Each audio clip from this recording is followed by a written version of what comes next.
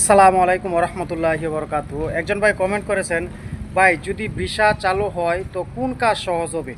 দেখেন, আমি গতকালকে আপনাদেরকে বলেছিলাম যে মালয়েশিয়াতে মাল্টিপল এন্ট্রি ভিসা চালু হয়েছে।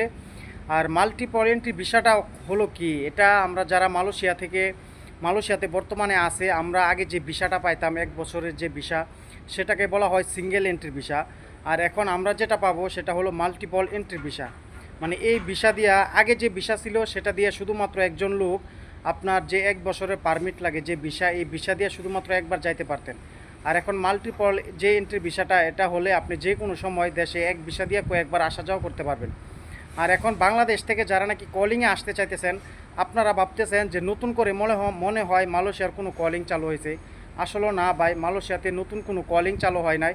এটা শুধুমাত্র যে মালয়েশিয়াতে আমরা যে আগে সিঙ্গেল এন্ট্রির ভিসা পাইতাম সেটাকে মাল্টিপল এন্ট্রি ভিসা আমাদেরকে দিবে। যে সুযোগটা পাওয়ার জন্য হাজারো প্রবাসী আপনার অপেক্ষায় ছিল।